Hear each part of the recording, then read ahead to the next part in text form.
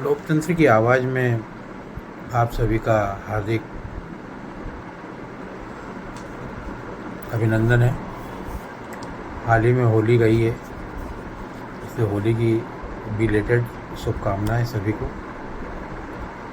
जैसा कि आप सभी जानते हैं कि हाल ही में पूरे देश में इलेक्टोरल बॉन्ड को लेकर काफ़ी हो हल्ला मचा हुआ है। इस बॉन्ड के जरिए राजनीतिक दलों ने उन कंपनियों से इलेक्टोरल बॉन्ड के नाम पर रिश्वत ली है जो कि कई मामलों में बदनाम हो चुकी है। जैसे शराब घोटाले का मामला, जिसमें अरविंद केजरीवाल का मामला आया है, कि कविता का मामला है जो बीआरएस से रिलेटेड है। इन्हें रिश्वत देने वाला या चंदा देने वाला शरद चंद्र रेड्डी, जो पहले आरोपी था, उसे जेल हुई थी, ईडी ने पकड़ा था। फिर 5 करोड़ का उसने इलेक्टोरल बॉन्ड खरीद के बीजेपी को दिया। उसके बाद जब जमानत हो गई तो 50 करोड़ का फिर इलेक्टोरल बॉन्ड खरीद के बीजेपी को दिया।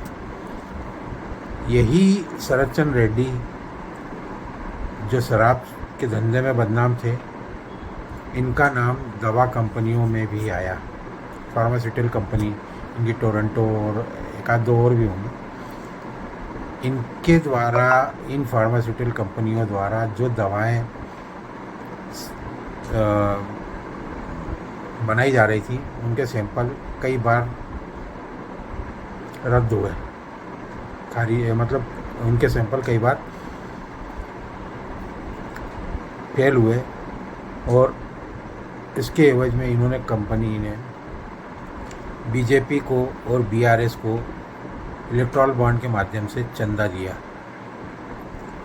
इन कंपनियों में टोरंटो, सिप्ला, सन फार्मा, डॉक्टर रेड्डी जैसी कई कंपनियां थीं, जिन्होंने कुल मिलाकर 762 करोड़ रुपए का चंदा विभिन्न राजनीतिक दलों को दिया।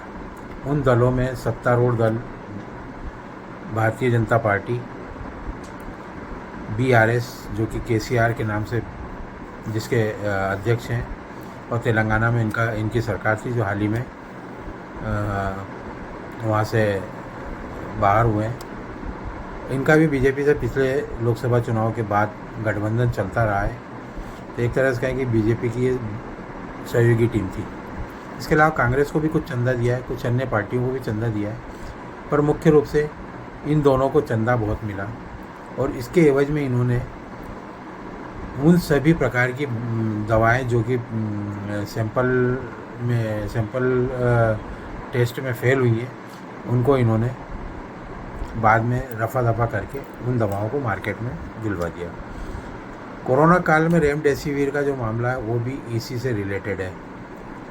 हार्ट पेशेंट के लिए जो दवाएं बनती थी, वो भी इसी से रिलेटेड है। ब्लड प्रेशर, डायबिटिक दवाइयाँ भी इन्हीं से रिलेटेड है। ऐसी स्थिति में विचार यह आता है कि 140 करोड़ जनता, जिसके लिए भारत का संविधान शिक्षा, स्वास्थ्य और रोजगार मुहैया कराने का दायित्व सरकार को देती है, उस दायित्व में सरकार ने शिक्षा में तो प्राइवेटीकरण कर दिया है, निजीकरण कर दिया है। स्वास्थ्य में महंगी दवाएं, महंगे अस्पताल थे, अब उसके बाद दवाइयाँ भी इस स्तर पे आ गई जो जानलेवा सिद्ध हो सकती हैं। तो ऐसी सरकार को हम लोक सेवा या लोक सेवक के नाम से कैसे पहचानें? आज की तारीख में मेरे हिसाब से भारतीय जनता पार्टी वो मगरमच्छ है जिसने किसी भी मामले में चंदा लेने से कोई कोताही नहीं बरती। क्या सोच है इन लोगों की, समझ से परे। ऑनलाइन गेमलिंग का मामला तो देख ही लिया। फ्यूचर गेम के नाम से जो लॉटरी चलाते हैं, लॉटरी किंग, उनसे आपने सर्वाधिक 1368 करोड़ का चंदा लिया। फिर ये 762 करोड़ का फार्मास्यूटिकल कंपनियों का चंदा हो गया। फिर आपका अन्य कई और चीज़ें जिनमें कि आपने चंदा ले लिया। तो चंदे का धंधा करके आपने बाकी दलों की तो 12 बजा दी है। कांग्रेस भी इसमें दोषी है। 115 करोड़ रुपए उन्हें भी मिले हैं। बाकी का 1100-1200 करोड़ रुपए का चंदा इलेक्टोरल बॉन्ड के माध्यम से उनको मिला। पर ये चंदे का धंधा जिससे कि राजनीतिक दल फलीभूत हो रहे थे, किसी को ज़्यादा मिला किसी को कम मिला, वो विषय नहीं है। पर सत्तारूढ़ दल द्वारा स्वास्थ्य के नाम पे जो जनता के साथ खेल खेला गया है वो किसी भी प्रकार से क्षमा योग्य नहीं है। मैं आप सभी से एक ही अनुरोध करता हूँ कि हमें ये विचार करना पड़ेगा कि ये राजनीतिक दल जो अपने स्वार्थ के लिए अगर लोगों के जान के पीछे पड़ जाएं तो हमें इनका क्या करना चाहिए। विचार आपके ऊपर छोड़ता हूँ। मामला गंभीर है, संगीन है।